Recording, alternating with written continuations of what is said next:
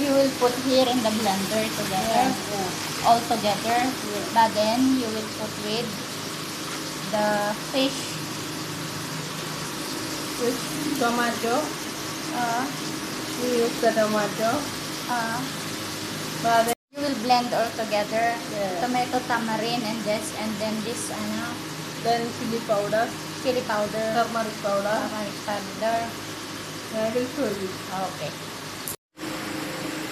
Yeah. That is turmeric powder. But then you will put the tomato. No. Tomato I cut it and I mix with the curry. This one I blend it.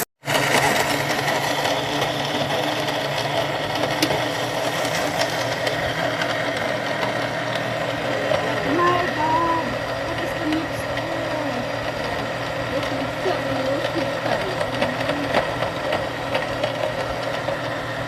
That's why our fish curry is spicy.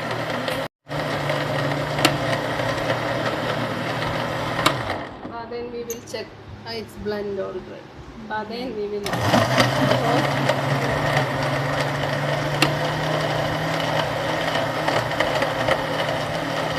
turmeric is making sound.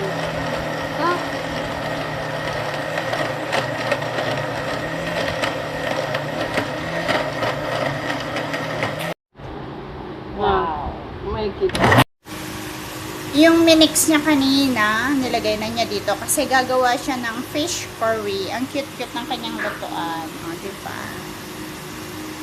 Oh, yan na yung mixture niya. My gosh.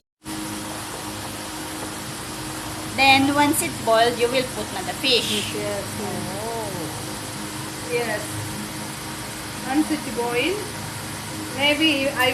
Okay, now you're going to put, it's time to put the fish. This is the recipe of Shalini fish curry.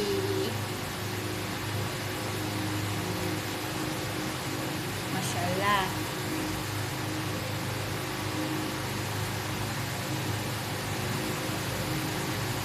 We will fry some. Okay. You will try? We will fry some.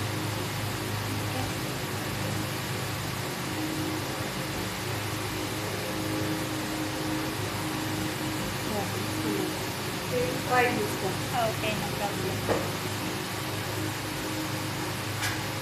We will take the spoon like this. Then the flame will be slow. Yes. It will cook 20 minutes. No problem. Until the water will be residue like that. Yes. Until the curry will be thick. Okay.